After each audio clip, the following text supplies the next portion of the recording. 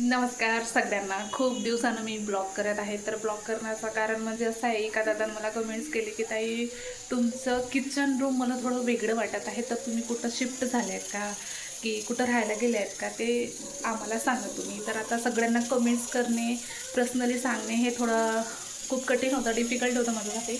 म्हणून म्हटलं की छोटासा ब्लॉग करावा, म्हणजे सगळ्यांना कळेल की मी कुठं राहते का करते. तर मी राहते माझ्याच घरी, पण सध्या थोडासा चेंज केला आहे. तर इथं माझं छोटंसं किचन केलं आहे. इथं देवघर आहे, इथं अलमारी आहे आणि इथंच साईडला झोपायचं पण आहे, हे बघा. आणि तिथं टी व्ही आहे, तिथून बाहेर जाण्याचा मार्ग आहे आणि इथून पण एक बाहेर जाण्याचा मार्ग आहे. तर थोडं चेंज केलं आहे, कारण कसं आहे, आता सगळ्यांना पण जागा लागते, त्यामुळे थोडं ॲडजस्ट करावं लागणार आहे. तर ब्लॉग कंटिन्यू करत राहीन मी आजपासून. तर सगळे ब्लॉग बघा आणि मला सपोर्ट करा आणि लाईक करा आणि चॅनलला नक्कीच सबस्क्राईब करा. तर बघा, आता मी इथं खिचडी ठेवली, इथं दूध गरम करायला ठेवली आहे. तर ब्लॉग कसा वाटला नक्की कमेंट करून सांगा. चला मग कंटिन्यू करूया आणि डेली तुम्हाला आता माझे ब्लॉग पाहायला भेटतील.